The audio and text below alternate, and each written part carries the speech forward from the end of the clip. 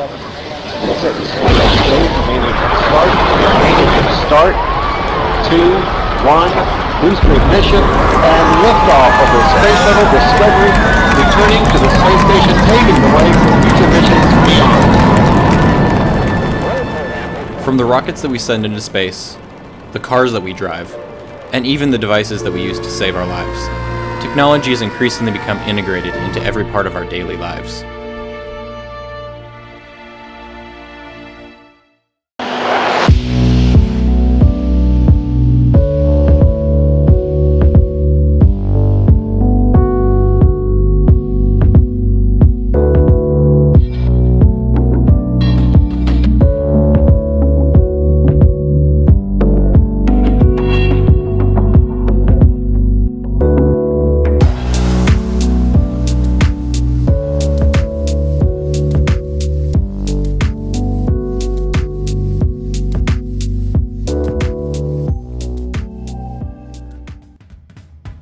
Starting in the 1930s and 40s, home television systems began popping up in people's houses across the United States. At about this same time, ABC, NBC, and CBS all began regular commercial television broadcasts.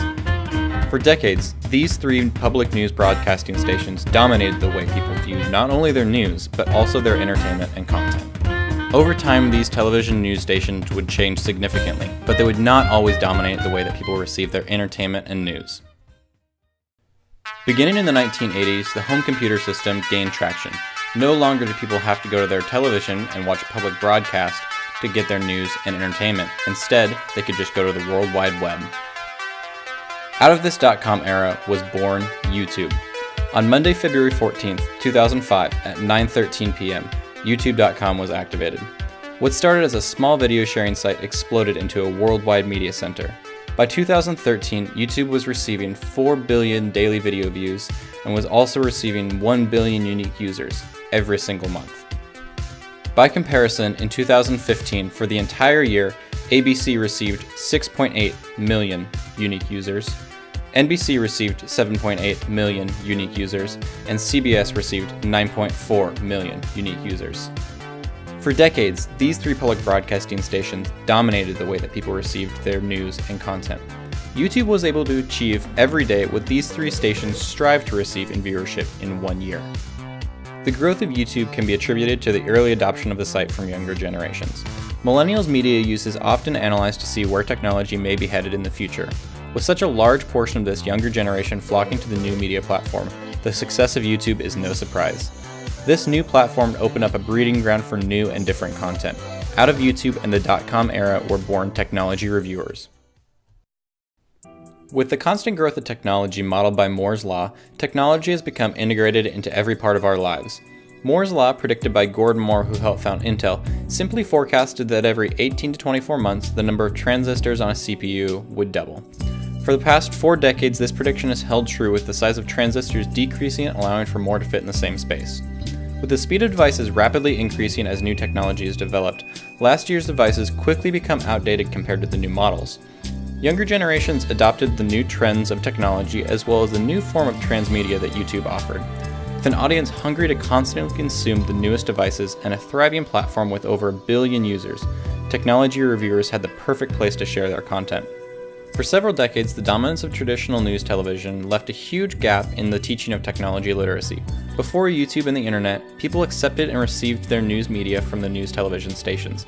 Limited content was available through these stations, and a large knowledge base of literacy was left untapped. Now with the internet at people's fingertips, they controlled and demanded the content that they received. No longer would people allow for someone to choose the content for them.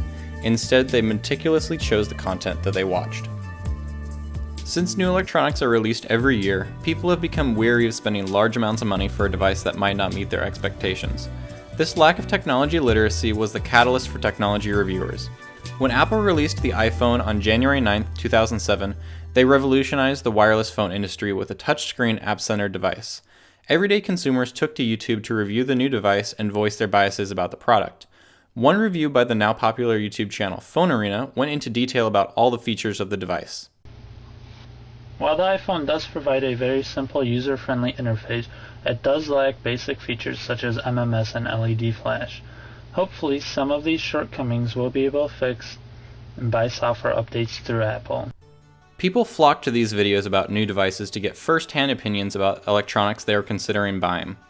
The rhetoric of these YouTube channels simply began as the reviewer's opinion about the device and evolved significantly over time to what it is today. Today, however, transmedia technology reviewers have an arsenal of strategic rhetoric that they use when evaluating a product. Marques Brownlee, otherwise known by his username MKBHD, uses some of these rhetorical techniques in his videos. MKBHD began his career on YouTube as a high school student making basic technology review videos. Over time though, his production quality and different uses of rhetoric evolved significantly. He gained significant popularity in the technology community, and in August 2013, the former senior vice president for Google, Vic Gundotra, called MKBHD the best technology reviewer on the planet right now. A few years after this, during one of the 2016 Democratic presidential primary debates, MKBHD was given the opportunity to ask the candidates a question. YouTube and this question.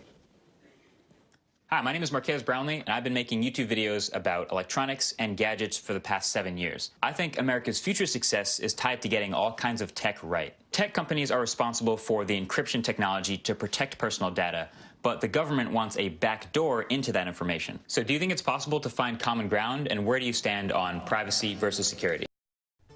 In a relatively short time, MKBHD was not only able to get a name for himself in the technology community, now with over 4 million subscribers, but has used that power to benefit the community as a whole. As part of a profession that has evolved within YouTube, MKBHD maintains a very personal and casual approach to his videos. Breaking the traditional conformity of news television, he wears a graphic tee and hoodie in most of his videos.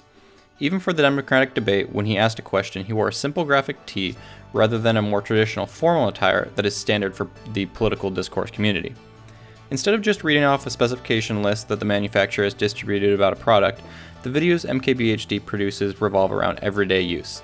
In his recent review of the Apple AirPods, he described how the battery life is rated and many other features of the device. Battery life on these is 5 hours on a charge, which is a little bit less than what I'm used to with the Jaybird X3s, which will go around 8 hours. But what's really convenient is, again, that case. It's really a big part of using these AirPods, that case with the wireless charging. You slip it in with the magnets, you snap them into place, and you can add 3 hours of listening time in just 15 minutes. Continual comparisons to older technology allows the consumer to start building their own opinions about a device. With older electronics, the consumers have grown accustomed to the literacy that surrounds that device and are comfortable with that language. When new technology is introduced, the technology reviewers utilize that old knowledge the consumer have on that technology and are able to bridge the gap with the new literacy that surrounds the device. Ultimately, the goal of technology reviewers is to either endorse or dismiss a product to their audiences. By continually uploading videos and having consistency, the followers are able to better understand new products and learn from the language that the technology reviewers use. With new technology being released every year, technology literacy is always changing. Subtly, technology reviewers are teaching this to their audiences in a meaningful and lasting way. The information about technology in these videos becomes the building blocks for more advanced learning about this technology in the future. Studies have shown that technology allows for high-quality learning content to be available at any time when people have access to that technology. Consumers are able to use the technology literacy presented in the videos and build up from what they already know. In an era when people engage with technology when they want, where they want, and how they want, consumers are able to learn at their own pace from YouTube technology reviewers, building their literacy of the subject and expand their overall technology literacy. Technology reviewers began to fill the void of technology literacy that was brought about from traditional cable television. The rhetoric used in the discourse community of YouTube technology reviewers has had a significant impact in the consumer's technology literacy. By using real-life examples, high-quality videos, and honest reviews, technology reviewers are able to build loyal followings that trust their reviews. The absence of technology literacy due to traditional television news stations caused the discourse community of technology reviewers to successfully teach to consumers about this information. With technology literacy becoming an ever-increasing issue, the importance of YouTube technology reviewers to teach this technology information will become increasingly essential to the issue and the future of people's technology literacy.